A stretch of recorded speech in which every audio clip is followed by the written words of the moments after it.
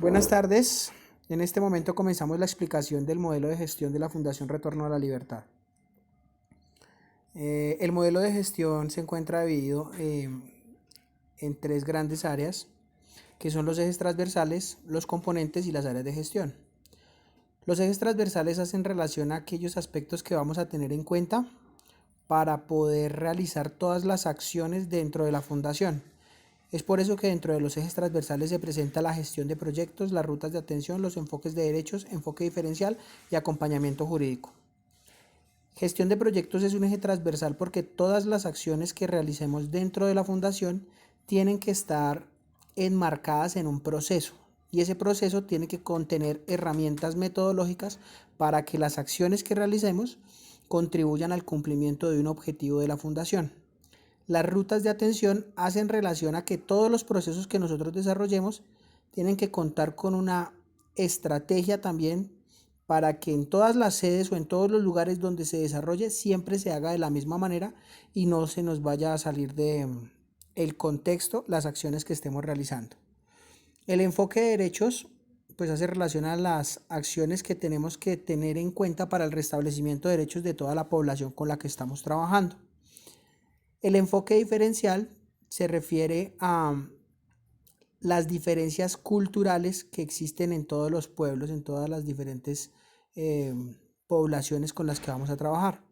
En el enfoque diferencial tomamos en cuenta entonces grupos etarios para definir las características de la edad, las características psicosociales de los grupos poblacionales, para tomar en cuenta si tenemos población vulnerable y con qué características cuenta esta población vulnerable, si son personas en condición de discapacidad, si son madres gestantes, si son personas de pronto que no tengan vínculos familiares, si tienen algunas enfermedades o algunas características propias de cultura, como por ejemplo la etnia, la raza. Por eso manejamos un enfoque diferencial.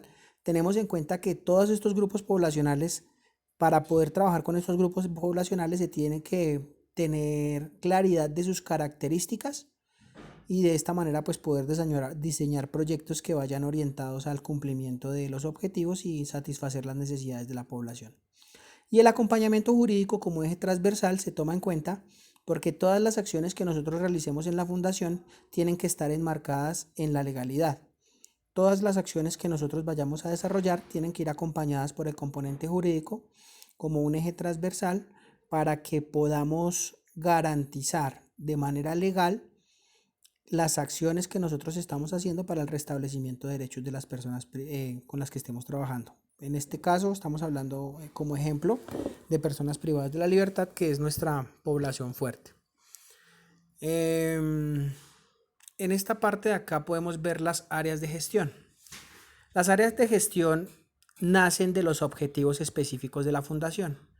Quiere decir que para poder diseñar metodológicamente el proceso, nosotros tomamos en cuenta lo que plantean cada uno de los objetivos específicos y convertimos cada uno de estos objetivos en un área de gestión, en una área de gestión específica. Por eso salen 4 áreas de gestión: el área de intervención social, el área de garantía y restablecimiento de derechos, el área de cooperación internacional y el área de sostenibilidad y presentación de nuevas iniciativas. Una vez tenemos claridad de dónde salen las áreas, también vamos a reconocer la importancia de su existencia. El manejar estas áreas de intervención nos permiten diseñar proyectos específicos que competan a cada una de estas áreas según lo planteado en el objetivo de la fundación, en el objetivo específico de la fundación.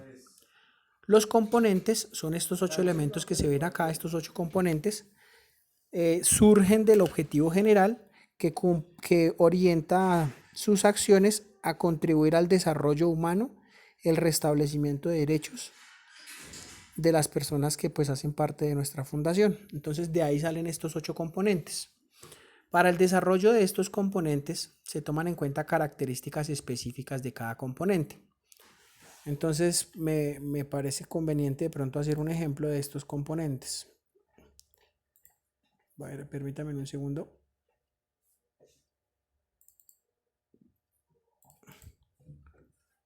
Proyectos.